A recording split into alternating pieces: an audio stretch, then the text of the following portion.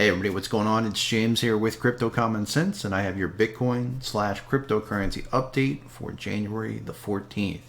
Before I jump into the content for this video, please do me a huge favor, hit the thumbs up button. Also, don't forget to subscribe to the channel and click that bell icon to get notifications. So first things first, let's talk about this awesome rally that's going on, okay?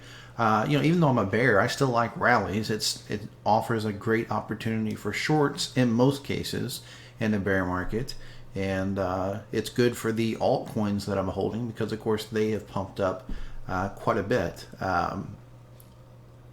Do I think the bear market is over?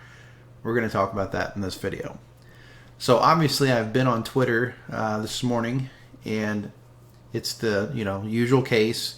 There's a lot of euphoria going on. There's a lot of the permanent bulls are out there saying, I told you so, I told you so, which is always kind of funny because they've been saying I told you so every single pump since the summer, and they're just wrong over and over again, and they just don't lose any of their arrogance or confidence. I've had people commenting on my post talking about, some people catch the trend late, I guess referring to me because I'm still a bear.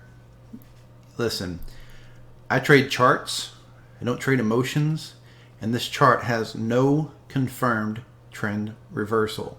Does it mean that it has to go back down? Of course not, right? When I did a video a couple of days ago, I said I do not think this is a place for bears to get arrogant. And in fact, I talked about closing my short that I opened up around $8,300, and there was a reason for that. I thought that it was entirely possible that we would, or could, not would, but that we could go higher. And in yesterday's video, I talked about the fact that it could go higher. So, it's not that the pump is unexpected. It's not what I wanted. It's not ideal, obviously. But I think we need to call a spade, and, pumps happen in bear markets. And I'm going to show you guys, this video is going to be a little bit more in depth on Bitcoin because I think it's really important you understand what's going on before you go out there and open up any type of positions, long or short, okay? So I'm going to do that. I'm going to kind of give you an example of what happens when you get overzealous by using myself as an example, okay? So we're going to go back in time real quickly. I'm going to go to a 3-day chart. We're going to go back in time to July of 2018, okay? So in July of 2018, the market was downtrending. Now, I was still pretty darn new. I'd only been trading a little over a year, and I really didn't, trade this market very well at all. The only thing that I did right was I was doing a lot of day trading where I was getting in and out for small percentages, and that was working really well. But as far as swing trades went, I was absolutely demolished during this market. I just hadn't put two and two together yet. And one of the things that I was doing was relying on trend lines way too much, okay? So I'm going to draw this trend line real quick. We're going to draw it from right here to here. So this was basically this downtrend. And back then, if you were trading, you'll probably remember this. If not, it's fine. We'll just show you real quick. We had what was most people were calling a descending triangle. So when we broke out of it in July of 2018, you can see here we had this level of resistance on RSI, and we had this beautiful downward sloping triangle. When we broke out of it, like an idiot, I fell for it. Hook, line, and sinker, right? It's time to start buying some coins. And that's exactly what I did, right? I started picking up altcoins, right? I bought a bunch of different altcoins, bought a little Bitcoin, and thought that, we were on the path to glory.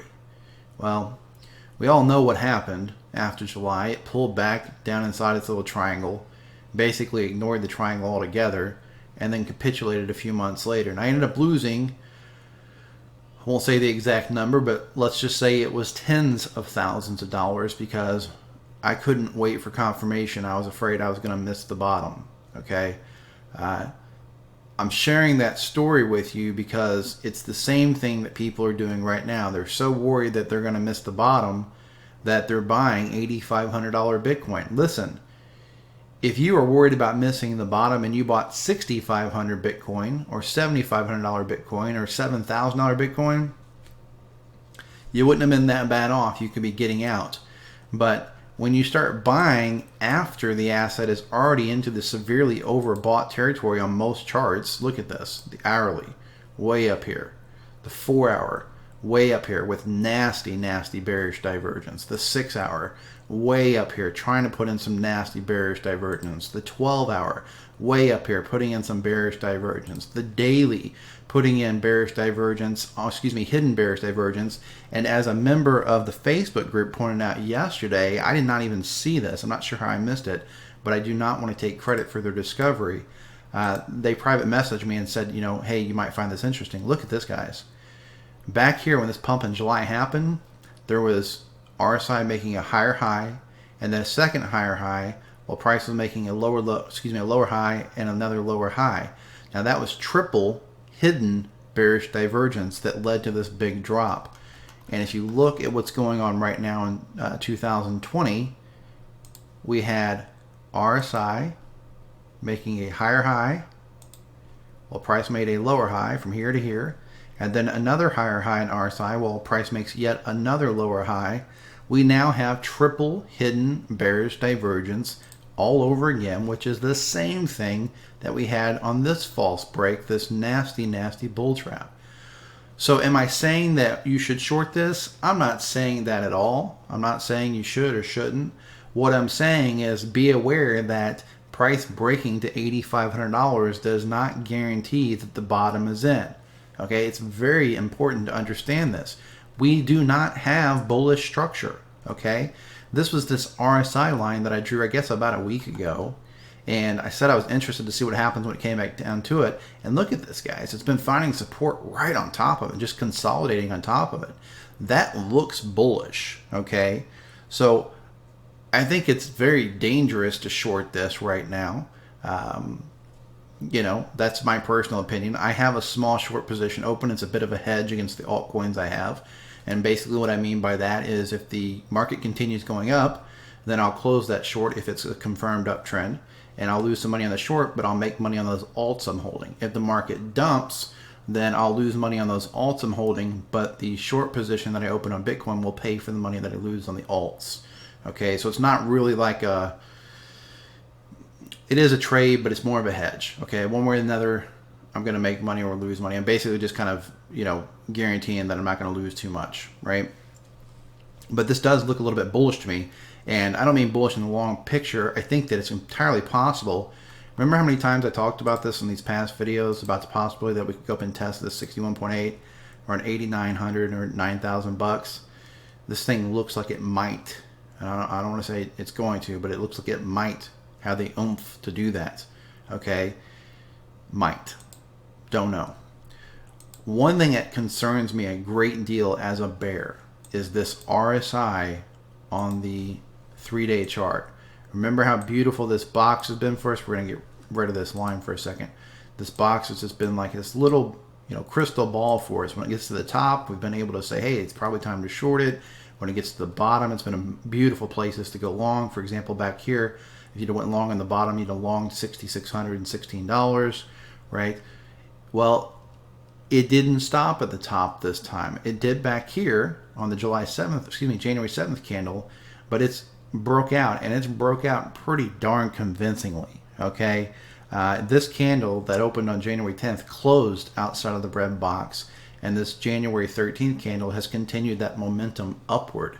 So that almost looks like, and listen, almost looks like we may be done with the downtrend. Okay, we've also broke out of this downward channel. No matter how you draw this, we're out of the channel. Okay, even if we draw this from close to close, which is actually what I like to do is look at the closes. If we draw it from close to close, come on, TradingView, why would you put that right over the cursor? That makes no sense. So if we draw from close to close, we get this, right? And we have obviously broke above it. So those things look bullish, okay? But bull traps often do look bullish. We have to wait and see what happens here. Well, we don't have to do anything. You can do whatever you want. I'm waiting to see. If I draw a new horizontal line, I'll make this one yellow so it's a little easier to see. And we go back in history and look, has RSI got to this level in bear markets before? Oh, gee golly, look where July went to. Are you seeing it? Almost exactly that same level. So again, that's reason for concern. It's reason for me personally to be hesitant because I know how much money I lost on this freaking bull trap back here. Okay. I did not want to sell any of the coins I bought back here because I thought, no, I don't want to sell them for a loss because it's going to go up any minute. Sound familiar? You know, literally the classic definition of FOMO. Ridiculous. Okay. Not a good way to trade. But right now, I am watching that 3-day. It concerns me. I think if that thing keeps pumping up, what would be interesting to see is if it pumps up, maybe a little more, maybe not, and then comes down and finds support on top of that box. And if so, guess what? We're probably not going to see lower lows, right? We're probably going to have to say that the bottom is in if it bounces off that sucker. And that is what it has typically done. If you look at the BLX chart, you get a better history of this. But back here, you can kind of see it, right? It broke out of this area down here, came up, came down for a bullish retest, and then just moonshot, okay? And this was in late 2016. So it's entirely possible that this right here is what we've done. Something similar to this, where it was like a big fake out through here, and then it's going to go back up, okay? We have to be mindful of that. But again, I'm not personally interested in longing an asset that's already, you know, got bearish divergences all over the place and already has pumped a good 30-40% in the last couple of weeks. I don't know the exact percentage. I haven't looked. It looks like it's up 33.9%. Not really what I'm looking to long, okay? So I'm going to wait a little bit and see how this thing plays out. We haven't broken through any levels that were like, oh my God, this is definitely a bull market, right? Again, remember, we are still totally within these fibs. We have not broke the 61.8, the golden short zone. Also, if you're looking at a daily chart on Coinbase or BitMEX or Bybit or any of the regular the exchanges other than CME, and you put the 200-day moving average on there, where is it at? It's sitting right here at $9,098. Not only is it sitting up there around $9,100, but it's curving down, right? So this absolutely could be a bearish retest. And you might say, do those happen in bear markets? Well, there's one right there that happened in April of 2018. There's one right there, happened in March of 2018. There's one right. This one happened in July and August of 2018. This one didn't quite get there, ran out of steam. But yeah, absolutely. It's normal once price deviates too far from that 200-day moving average. It is normal for it to try to come back up and get back in line with it, right? A break above that would definitely look bullish to me and would make me think that we've probably seen the bottom, okay? Now, real quickly, I'm going to jump over to a different chart and I'll jump back to Bitcoin, but I'm going to show you why you can't just rely on the 200. This is actually a stock that broke its 200, right? And if somebody had said, hey, it broke the 200, I'm going to, go all in on this thing, right, while ignoring this massive bearish divergence, look what happened. This thing is actually down. And I know it's a stock, not crypto, but it all works the same. It's down 62%, okay, in a matter of days. So, again, we want to wait for bullish structure. We want to wait for confirmation. There are some things that on this chart that people are ignoring, right? One of those things, here's the weekly chart. Now, this is the bear market RSI zone, right? I talked about the possibility a few weeks ago when this was sitting at the bottom that we might run up and test the top of it. I didn't really expect it to happen. I thought it was unlikely, but it was plausible. Well, that's exactly what we're doing. We're running up and testing the top of it. A break and close above this, yeah, that'd be pretty darn bullish. Look what happened back here when we broke above it. We broke above it, consolidated, found support on it, and that's what started this huge pump from around 5 grand to 14 grand. So I want to watch this very, very carefully. Right now, still bear market. Right now, you can look back here in 2018 and see it wasn't unusual for it to pump up and get near the top of that sucker. All right. On the macro level, our lower high, the last lower high was right here, and that was at $9,548. So this here is our lower low, right? This right here has to close on a weekly chart above this level in order to put in bullish structure. It has to break through this high because that would be a higher high.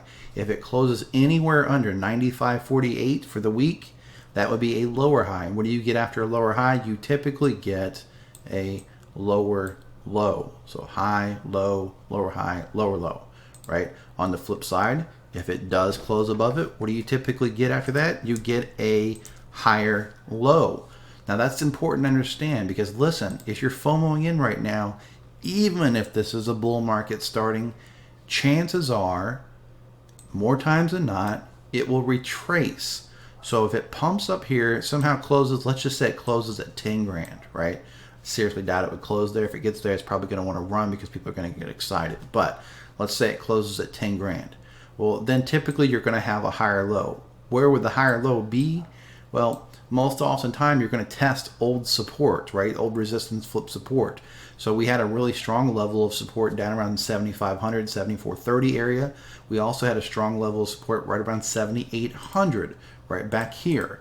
Okay, so either one of those areas would make a lot of sense. We also have CME gaps down around 7,700, and we have liquidity gaps down around 7 grand. So all of those are plausible targets for a higher low. So that's what I'm saying. That's why I don't want to chase this thing and buy 8,500, because even if it is an uptrend, more often than not, it's going to have that pullback, and the pullback is where I want to buy at. So if this thing breaks 9,500, closes above there, then pulls back to say 8 grand or 7,500, yeah, then I would look and say, you know what, I probably want to get in here. This is probably going to be my best spot to get in. And like I told you guys all along, when you wait for confirmation, you are guaranteed to miss the bottom. Okay, so if this was the bottom, yes, I missed it. But if this thing comes back down to 7,500 or 8 grand, I'm perfectly fine buying there and avoiding all these falling knives back here that I did not buy. Okay, my cost average will be much better than the person who is buying every single dip. So let me get these off of there. Okay, so we talked about the weekly there. We've talked about the 3-day. Obviously just went through the daily in quite a bit of detail, right? All this stuff is kind of, right now, for me personally, I believe this is a sit on your hands and wait type of scenario, right? We haven't really figured out where we're going. Right here, I actually had a daily chart. I was pulling up a lot of different indicators, most of which I don't use on a regular basis, but I just wanted to get a more complete picture of things. And, you know, again, I'm not really seeing anything that makes me super bullish, right? Or makes me want to at least FOMO in. Okay, I do see bullish signs. I do see this as being a potential start of a new uptrend, especially if, you know, the halving is actually going to work this year. Here's the problem with that halving, guys, and I need to study this stuff a little more, because I'm getting ready to tiptoe into an area that I really don't understand. It's got to do with these futures. So somebody mentioned to me that the backed futures are expiring, I guess, tomorrow. I don't understand the futures very well. I understand like BitMEX and stuff like that, but I don't really get the futures. So if somebody's watching this and understands futures, please feel free to comment and tell me if I'm completely screwing this up.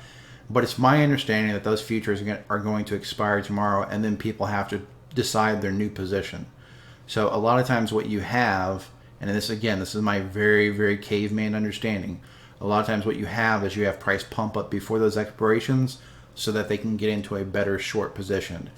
Back in October, I believe it was the CME futures were expiring, right? And then you had this huge pump, and they were able to short way up here. So some people are theorizing that this pump is due to the backed futures expiring, and they're wanting to get a better short position. I don't know, not my wheelhouse. Fully transparent. It's just above my head. Okay, I don't trade futures, so I don't understand it. What I will say is we did have the CME options launch. I guess it was yesterday. And so there's also talk of that being, I think I talked about this in yesterday's video, a buy the rumor, sell the news event. So this could be like a blow off top of that whole buy the rumor phase. So there's a lot of things that, you know, make this a little bit sketchy of a pump. The other thing that's very questionable is look at the volume. You want to see high, let me get rid of everything except the chart and the volume here. Well, no, I want my volume. All right, let's get rid of everything. You want high volume when you break out. What you don't want to see, what you absolutely do not want to see in a breakout, is volume moving lower, okay? That's not what you want to see. See how this October pump had this huge volume?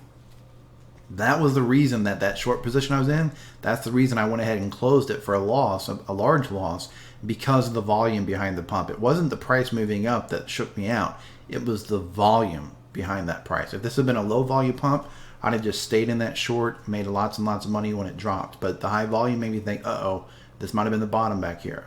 Okay, we don't have that over here. If you're looking at this, this is not a high volume breakout, right? It's very, very low volume stuff, which reeks of a bull trap, okay?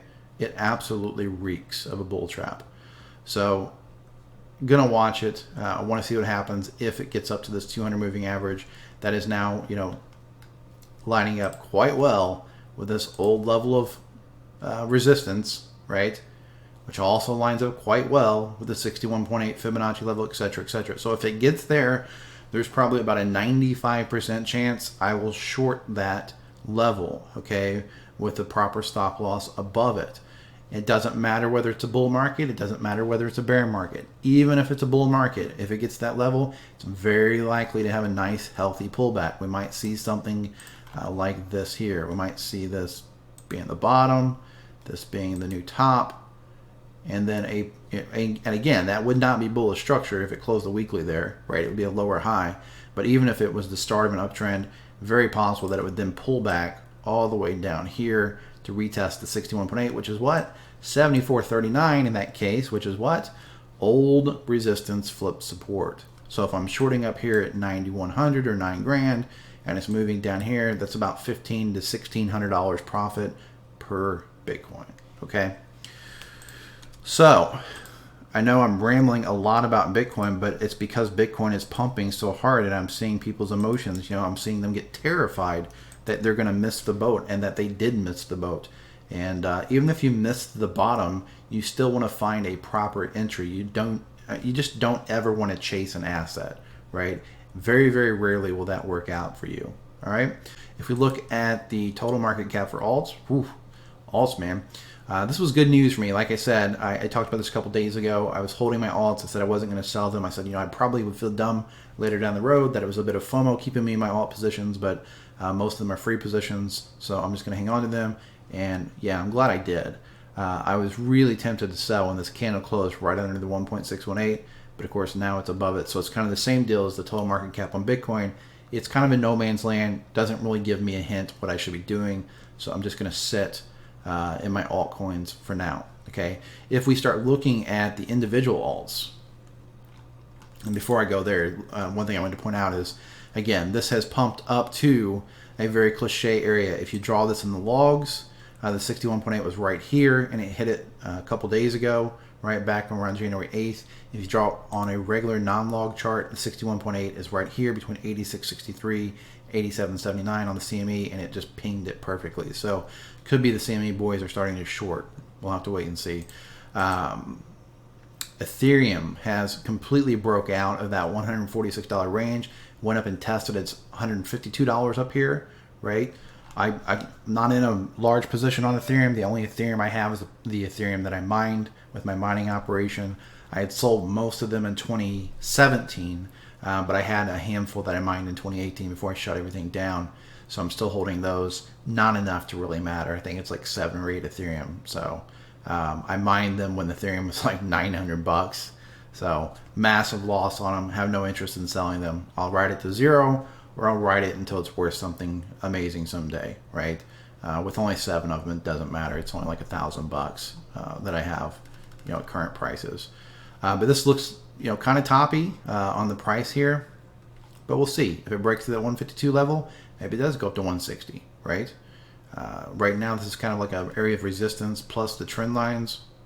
I think it's just going to depend on what Bitcoin does. If Bitcoin keeps pumping, it's going to pull this up with it. Almost for sure, alts will continue pumping if Bitcoin does. Okay.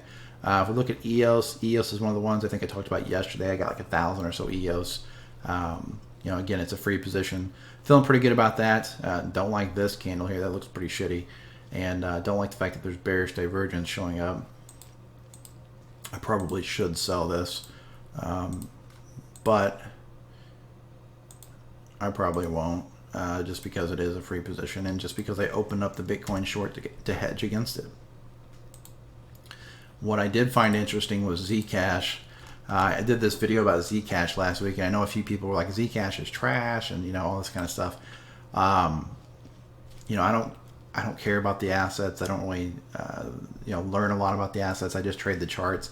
And I had said that if you ever want to see like a perfect bottom, what you're looking for is this is exactly what you're looking for, blah, blah, blah, right? If you want to go long. Well, you've got Bitcoin pumping 30%, you've got, EOS pumping 50%, and Litecoin pumping 45 and 50%, and all those are great and dandy, but none of them held a candle to Zcash. Zcash pumped 72 freaking percent in the last 50 days, right? Whether you love the coin, whether you don't like the coin, whether you think the project has legs or doesn't have legs, doesn't freaking matter.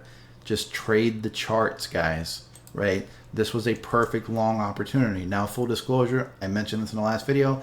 I didn't take it. My bearish bias got in the way. I felt like Bitcoin was going to dump, and if Bitcoin dumped, I felt like it would pull everything down with it and run the setup. So I was like, I think I'll just play it safe. Missed a lot of trades because I was a little too bearish, right?